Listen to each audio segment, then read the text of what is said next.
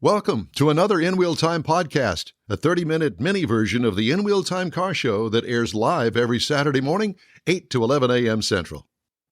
More details. This is the world's favorite place to go to It for is. podcasting and live streaming. Yes, friends, it's the In Wheel Time Car Talk Show. Today, coming to you from the 28th annual Keels Wheels Concours d'Elegance at the Lakewood Yacht Club in Seabrook, Texas. You know, I feel kind of yachty today. Do you?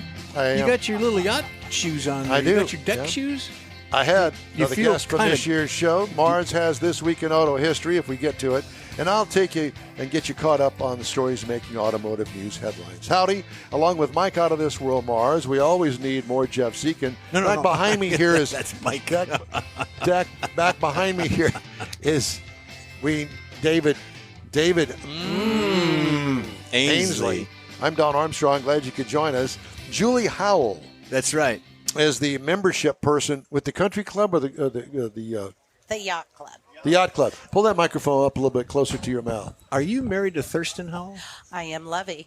Lovey. Oh, there you go. Well, We found somebody that knows about Thurston Howell. yes, because we That's talked Thurston about that Howell the third. That's right. Yeah. Yeah, Pull 'cause it we a little bit asked the closer. young lady inside if she knew bit about closer. Gilligan's Island, and she didn't have a clue. She had no clue. she had clue. Of course, She's she too was young. only about 20. Yeah, So something like that. what's to say? Love So the membership committee. So you go out and get members. I can't imagine that you would recruit members. It's kind of like, hey, I'm a member of the Lakewood Yacht Club, Mm-hmm. and one person says, come on to the yacht club with me. I'll buy you lunch. And they go, I really like it here. I want to be a member. Oh. Boom, there it is. That's exactly right. And so we don't have to worry about recruiting people. You've got people that are members of the yacht club that are recruiting all the time. Yeah, network. That's exactly right. We are the best kept secret in the area. There's no secret. Look at all the people that are here. Which is great. That's why we love Keels and Wheels. Yeah. And the funny thing about it is, and every time I come down here, which has been a number of times over the years, it's not that easy to find off of NASA Road 1. It's kind of behind an apartment complex, and it's really cool. It's kind of like, you got to know. That's exactly right. Do you hear that a lot? We hear that a lot. Yeah. And, the beauty of the club is that we back up and we face Clear Lake. And we're the only private club on the lake with over 300 slips floating and fixed. Wait a minute. You're the only private club on Clear Lake? We are. And we have 38 acres of prime space that overlook. Yeah. How long has this absolutely. club been in business? Since 1955. 55. Yes, I sir. remember that year very well. I You can comment on that if you'd like. I will. Shut up. Didn't ask you. But we do. We face the water. It is a glorious place to be. Our is. members are fantastic, and we certainly appreciate you all being here. Well, thanks. Well, we enjoy coming, and we kind of feel part of the gang, if you will. Well, you don't call them gangs in the yacht club. You don't say gangs. What do you call them? Well, gang is a gang Participants. plank. Well, yeah, we're going to walk that later. Cruise. Call them cruise. Cruise, Yeah. yes. We saw some T-shirts with it says crew on the back. That is our Lakewood staff, actually. Yes. We are the crew here. We are here to serve our members and the guests that we have on property today. And the interesting thing about it is it's kind of like the Houston Livestock Show and the rodeo in the fact that when you put on this big event, here comes all the volunteers, members of the yacht club. Right. That is correct, yeah. And so they got a piece of this as well. This is kind of like their baby. This is their baby. So this is their Houston Livestock Show and Rodeo event once a year. in a sense, Yeah. I guess you could put it in that manner. But of course, we are in the water as well. It's not just classic cars. Right. We have amazing vintage boats here, and our members do embrace and rally around this event. And we see several thousand people come through the gates. Yeah. I notice a lot of young people here, too. There are, which is Young it's a with- family-friendly right. event. And, it's interesting that, we've been coming here long enough now that a lot of these events with these classic cars tend to be a lot of gray-haired people. And I'm not speaking out of class, am I? But we're seeing more and more youngsters, children, grandchildren, that are now either getting Dad's car or Grandpa's car, and they're going, yeah, I kind of like this. This is a nice thing to get into. Well, I have to laugh because when I pulled in, I thought, man, my car is vintage. It's not restored, but definitely what I drive is vintage, right? It's 15, 20 years old. And I think that these kids are enjoying what their parents, what we experienced, right, as youngsters. And it's scary to think that my car is now a classic car, right? As we grow older, they keep getting younger. But these children are certainly out with their families and enjoying. There is a group over here, and I'm not quite sure who they are, but they're doing a youth judging. So all of the kids have been around with their own scorecards, and they are judging their own boats. They walk through here, a group of youngsters cars. with the little blue shirts. Yes. They're all probably 10, 12, 13 years old walking through. And younger. Yeah. And judging these cars. So it's a great way to pull your family in and enjoy the afternoon. You live down here? I do. I'm born and raised. Where? I'm in Lake City now, so I'm just on the other side of the bridge. But I grew up down the street about 4 miles in Nassau Bay. Yep. Yeah. Well, my first radio job at KLYX Radio, which was originally in the Nassau Bay Shopping Center, but when I went to work there, they had moved over to Gemini Boulevard on El Camino Real and Bay Area Boulevard in a building back there. Of course, all right, I'll just say it. That was in 1971. Yeah. And, shut up. Anyway, so I spent a number of months there. I wanted so badly to move down here. You're telling me that. Because I had never really experienced the area before. And I knew about NASA, clearly. But back then, it wasn't like this. It was very barren. This was a very isolated place that wasn't even part of Houston at the time. It was its own city, and it was teeny tiny. The only real subdivision was back there off of El Camino Real and Bay Area Boulevard, and right across the street from NASA. And that's where the astronauts lived over there. And then there was that famous bar. Is the bar still down on NASA Road 1 where the astronauts used to go? Because they closed that down. And I don't know whether they tore it down or They what. tore it down when they did an expansion of Egret Bay, 270, and NASA Road 1 and El Camino, that intersection. They didn't relocate it? They just tore it down? No, you couldn't replace that. No, so there is relocated no in way another you area. could ever rebuild or relocate. I believe that. they shot a scene in there for The Reluctant Astronaut with Don Don Knotts. Knotts? I think so. You are kidding. I think so. I remember seeing the inside of it, and it was a dumpy little bar. But that's the way it was. It was a neighborhood bar. You don't say dumpy. Well, no, it wasn't dumpy. It's iconic. It was iconic, right. for sure. It's kind of like Griff's Bar in downtown Houston. Very similar. It's a very old building that was here before NASA was here. With patina. Yeah, it had patina. It had patina. That's it. Yeah. But there's a lot of history down here, and clearly NASA is at the center of it all, the Lyndon B. Johnson Manned Spacecraft Center. Yes. Well, Lakewood is part of that history. When, as you mentioned, the area was being built, and we were sleepy. I think, when was NASA built? I think 63 to 65 NASA. Something like that, yeah. NASA was built, or actually a little later than that. But the astronauts, while they were building their homes in El Lago and Taylor Lake and Nassau Bay, we had cabanas out on our south lawn. Wow. And the astronauts were living and staying in those cabanas and these are the original Apollo astronauts, Gemini, Mercury, while their homes were being built. So, we like to think here at Lakewood, we were part of the history and we were part of that space program as well. Absolutely. Yeah. Building our community. I think Cape Canaveral was built first, and then this came along because of the technology and launch capabilities for... You would know more about that being from Michigan. I wouldn't. Well, I read a lot. He reads a lot. But from being a sleepy little town, as you all called us, we are now the third largest recreational boating area in the United States. Wow. So that doesn't surprise me. Yeah. And Kemah, since we're going to go back, Kemah obviously has got its own identity now. But back in the day, I remember coming down here and going over 146 back in there. It's a drawbridge. And there was also a place where you could go and get fresh caught seafood, and the guys, this fishermen, were all there. Their boats were undocked, and you go in there and buy it fresh off the boat. That's right. Yeah. And the oysters too. Not so much anymore. Not so much anymore. But there are still restaurants in the area that they pull them right off the boats and they are served there. Do you know a guy by the name of Rick Clapp? Absolutely. Well, I've been writing for Bay Area Houston Magazine for, 25 years. Did you know that? I did not. Yeah. See, there you go. Taught you something, didn't I? I learned something new today. So there's car reviews in there by Don Armstrong. So now you can start looking. He's one of the founding fathers as well. Yeah, in different ways. Exactly. Lovey Howell learned something new today. Lovey. There you go, Lovey I Howell. love that. Great. Yeah. So how long did you stay on the island? Yeah. I thought I did live in Galveston for a while, so I thought I was there about 9 years. Yeah. A little longer than Lovey. So where did you go to high school? Clear Creek. What about you? Westbury. Westbury. So you were in town. Yeah. Yeah. Now not too far, right on the other side of the lake. Yeah. Me and Colonel St. James went to Westbury High School. Colonel St. James. Colonel St. James, a rock and roll disc jockey, KRBE. Colonel St. James. Yeah, oh, shut up. Oh, my gosh. That is a blast from the past. Yes. Holy moly. That's why we have him around. Yeah, that's wow. right. Yeah, I can pull that card frequently. Yeah. So Colonel old. St. James. Colonel St. James. The Colonel St. James really went to your high school. Yes. We went to high school together. They're still friends. They're still buddies. Yeah. We had Jay Buhner.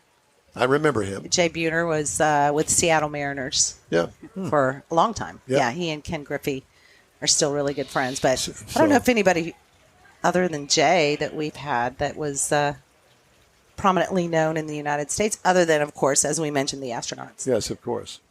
And you still have them, and they still are down there, but we don't know them like we did the original seven. Different times. Yeah. Well, it's great to talk to you. So Thank you. If you're interested in Lakewood Yacht Club, I guess that you're the person to go to. Absolutely, yes. So how do we get a hold of you, Lovey? You can look us up on lakewoodyachtclub.com. There's information about the club. We have an amazing youth seahorse sailing program. We call them the Seahorses. Oh, wonderful. So we have an internationally recognized and known youth sailing program. So if you are interested in getting out on the water, having your kids out on the water, it's a remarkable opportunity for them to learn not only sailing, but life skills. Well, it's a fun and different experience down here. There's no place else like it, this area in here. Absolutely. There's no place like Lakewood. There's not. That's true. And I said that from the very beginning. Mm-hmm. Well, thank you very much. Thank you, gentlemen. It was a real pleasure. Yeah, and thank you for being here today. Julie Howell. A.K.A. Thurston Howell III's daughter. Yeah. Thank you. You're welcome. All right. Thanks again. Hey, the In-Wheel Time Car Talk Show is available 24/7 through the iHeartRadio app. Just look for In-Wheel Time Car Talk. We also video stream on Facebook, YouTube, and inwheeltime.com. Podcasts, they're available 24/7 from your favorite podcast provider. The In-Wheel Time Car Talk Show continues from this year's Keels Wheels Concours d'Elegance right after this quick break. Pro-Am Auto Accessories has been serving Houston's auto enthusiasts since 1984, providing world-class products for sports cars, European sedans, and American muscle. Pro-Am is known as the place to go to find exclusive and hard-to-find parts and accessories. Pro-Am is one of the very first distributors in the USA for brands such as Recaro, Redline, Momo, Corbo, and Simpson. Located in the heart of Houston's premier retail and service corridor, the Galleria area, Pro-Am's walk-in storefront includes an 8,000-square-foot warehouse, showroom, and installation bays. Pro-Am not only sells parts and accessories, but also offers installation and service. Pro-Am is now reaching a worldwide audience through Pro-Am.com, taking its local reputation to the rest of the world. At Pro-Am Auto, you'll be dealing with a small group of professionals who truly want to help you with your automotive needs. If you don't see what you're looking for on the website, call and Pro-Am will lend you a hand. Pro-Am Auto, 6125 Richmond at Green Ridge in Houston's Galleria area. Call them at 713-781-7755. Want to feel good about something special you did for someone special? In-Wheel Time and the original Lupi Tortilla group of Tex-Mex restaurants have joined together to help a very worthy cause, God's Garage, a Christian-based 501c3 charity. We know there are lots of places and organizations out there where you can donate a car, truck, or SUV, but we're asking you, our car enthusiast family, to consider donating to God's Garage. Visit godsgarage.org and learn about its mission, the women that have been helped, how each one is screened, and about their Restore You program. A car donation is an easy way to make a difference in the lives of others. God's Garage needs good operating vehicles, but will take all types in working and non-working condition. Make your heart and soul feel good by donating your gently used vehicle and help support single mothers, widows, and wives of deployed military at godsgarage.org. Saturday and Sunday, May 4th and 5th, you're invited to enjoy the 28th annual Keels Wheels Concours d'Elegance. See the largest collection of classic cars and boats in the U.S. on display at the beautiful Lakewood Yacht Club in Seabrook, Texas. This year's Keels Wheels features 60 years of Ford Mustangs and Donzi boats. There's plenty of free parking, and discount tickets are available online at keels-wheels.com. It's Keels Wheels, Saturday and Sunday, May 4th and 5th at the Lakewood Yacht Club in Seabrook. In Wheel Time will be there, too. We'll see you there. Welcome back to the In-Wheel Time Car Talk Show, coming to you today from the 28th annual Keels Wheels Concours d'Elegance at the Lakewood Yacht Club in Seabrook, Texas. And you just heard a spot there a minute ago for God's Garage. Dick Langer, he's the volunteer facilities manager up there, stopped by to say hello, and we appreciate him and all the fine work that they do up there at God's Garage. Be sure and visit them. Yep, there goes the Black Hawk helicopter. Hey, they were at the airport by my house, 3 of them. Yeah. Landed yesterday. Yeah, they hang around every once in a while. I've had lunch then. with those guys. They're very nice. Mm-hmm. Those are very big helicopters. Very big. Very big. Very big. The blades on them, about that wide. I know. I'm going to tub one out. Tub one out. Yep. That's it. Well, they do have wheels on them. I know. Jay Matthews joins us now. Jay, who are you with? I'm with Jay Matthews. I'm with Jay Matthews. What does Jay Matthews do? Jay Matthews is a retired rice farmer. Oh. A rice farmer. Most people don't know that they grow rice in Texas, but they do. Well, I do. Oh, yeah. Okay, well, good. There's fewer and fewer rice farms these days. Most of them now are south of Houston, right? Down toward Angleton and that area, 288 area down there. But I've always wanted to ask a rice farmer, how and why do you put those big dirt berms in weird patterns out there in the farmland? That follows the contour of the land. And so obviously the land is not perfectly square, so as the level changes, and normally those are run on 0.2 of a foot. So every time you see one of the, we call them a levee, every time you see a levee, it's dropped 0.2 of a foot. Those contours. Yeah. So that's what that's for. So you can keep the water in that section, right, as opposed to having it all drained down to one end of the field. That's correct. Interesting. I never knew that. Did you know that? No, but I've seen them all out in Winnie and all the places. I fly over them all the time, and I'm going, I just don't understand it. It doesn't make any sense to me. I knew that. How do you come up with that curvature like that? Well, it's run on with a surveying instrument. I got you. Okay. I mean, now it's. So at some point, somebody has to go out there with one of those stakes and then the surveying thing, and they go, "Yep, that's that high. That's that high." That's the way that's why they used to do it. Now it's all satellite stuff. It's all, it's all GPS. Well, I'm retired. I hadn't done one in a while, but that's the way they do it. Are you still active in that? Is it a family-run business now, or no? Actually, I'm a second-generation farmer, but my son. Anyway, I was the last of the. I got you. Last of the Mohicans, as they say. Mohicans. You mentioned Winnie. That's where my farm was in Winnie. Winnie, yeah. What do you got here today? I've got a 1908 Buick. Oh.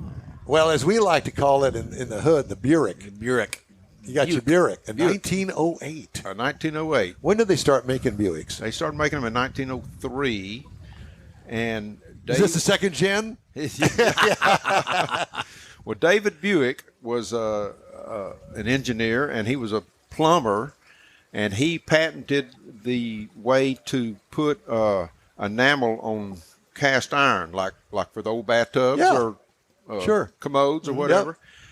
And he made a fortune in that, and then he got interested in motors, engines, and started this automobile company.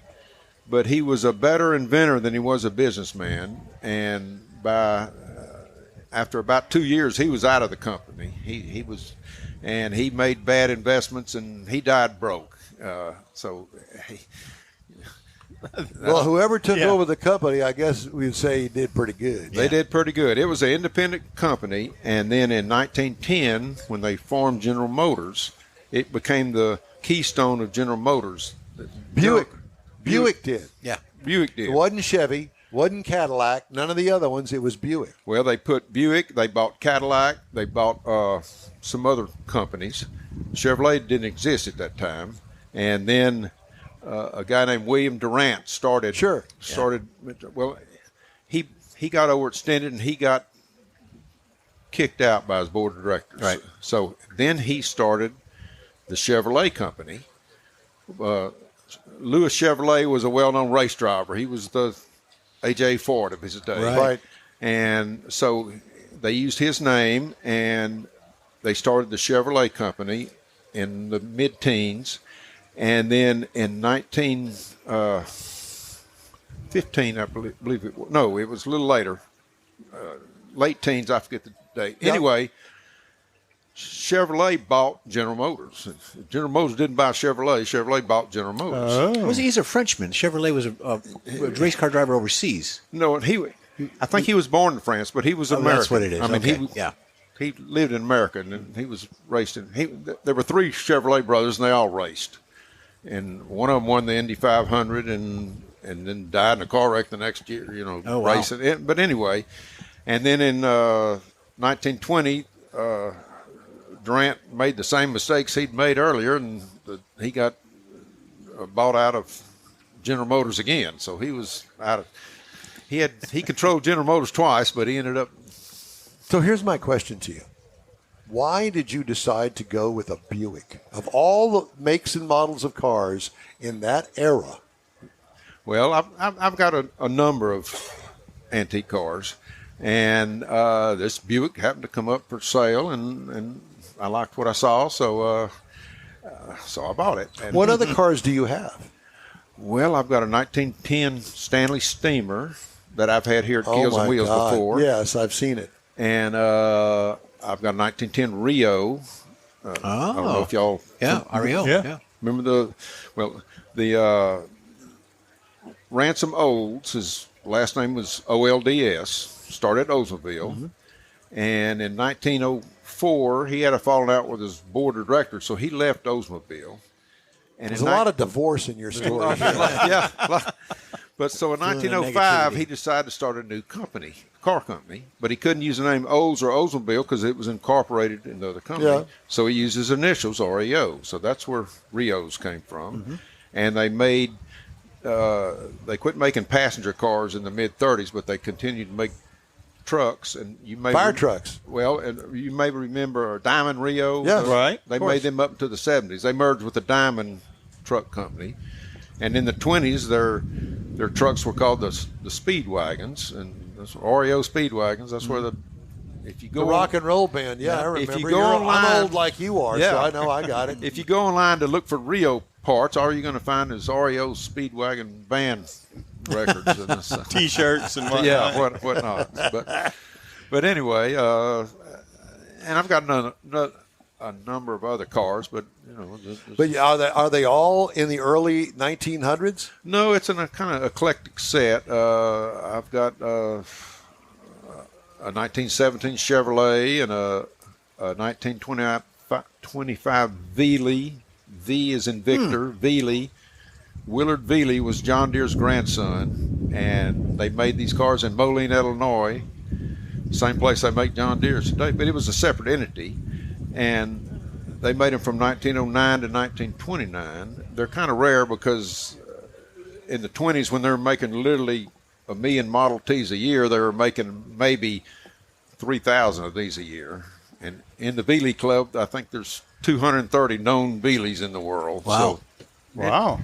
anyway, and I've got cars up to, I think my newest by year is I've got a 68 Chrysler Imperial convertible that I've had in here before too. So anyway, my wife says it's a sickness. So Yeah, I understand.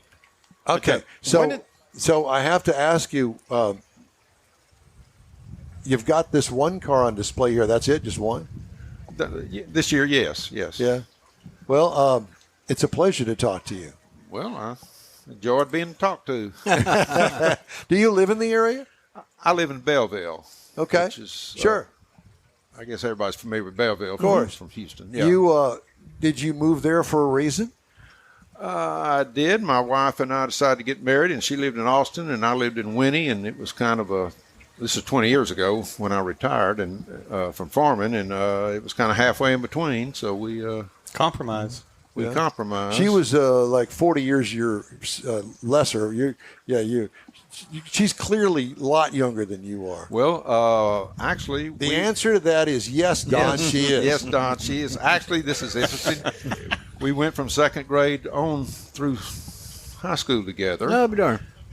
And we weren't particularly friends or didn't date or anything. But we met, or I should say re-met, at our 35th high school class reunion. So, and then we There got you together. go. So, Well, congratulations. Together again. And congratulations on your car collection. Does she help you with that at all? well, she likes to ride in them. Does she? Yeah. I like that, but I don't like that. Do you ever get that? She's a gamer. She'll ride with the top down. gamer. and- Yeah, I like right. Yeah.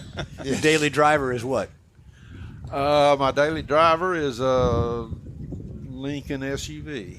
Go. But I was waiting for you to say, yeah, got me an F-150. well, I do have a Dodge pickup that I drive when I need a pickup. It's not a daily driver, but I live about 5 miles out of town. And whenever I go into town, if I'm not in a big hurry or if it's not raining, I usually take one of my old cars.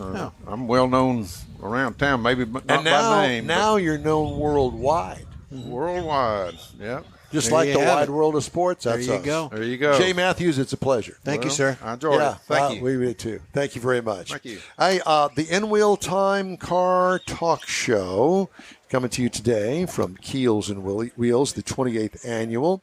Mr. Morris, let's not do your auto history here. Let's do it on the other side of the break, if that's okay with you. Works for me. Yes, All sir. right, very good. And we'll do some news things, and we got stuff. We're going to kibitz. Kibitz. I'm ready. Thank you. We'd love to hear from you. Shoot us an email. The address here, info@inwheeltime.com. Time for a quick break. You're on the In-Wheel Time Car Talk Show, streaming and podcasting around the planet. Look for us on your favorite provider.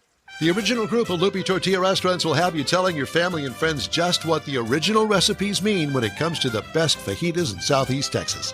Founder Stan Holt invites you to visit the original Loopy Tortilla near I-10 and Highway 6. Here's the original house that inspired the design of all the rest and the original charm that helped make Loopy Tortilla the go-to destination for Houston Tex-Mex. Speaking of original, nothing can compete with the original lime pepper marinade that everyone will agree makes Loopy Tortilla award-winning beef fajitas the best anywhere. Loopy Tortilla Katy is another location that gives you the same quality and service Houstonians have come to expect at Loopy's. It's located just off I-10 and the Grand Parkway at Kingsland Boulevard in Katy. Find yourself in Aggieland? Head to the Loopy Tortilla in College Station, located just around the corner from Kyle Field. It's a great place to enjoy those famous frozen margaritas before or after the game. Headed east to Louisiana, stop in at the Loopy Tortilla in Beaumont. It too's on I-10. You can't miss it. The original group of Loopy Tortilla restaurants invites you in for the best Tex-Mex anywhere. Gulf Coast Auto Shield is having another car social Saturday morning, May 18th from 8 to 11. It's a car cruise-in like no other. Expect Ferraris, Lamborghinis, Corvettes, and the featured brand Porsche. Get social at this special cruise-in event. You'll also see Gulf Coast Auto Shield's private workshop and learn about their many products and services. Questions are welcomed. Gulf Coast Auto Shield is easy to get to at 11275 South Sam Houston Tollway near West Airport Boulevard, just south of the Southwest Freeway.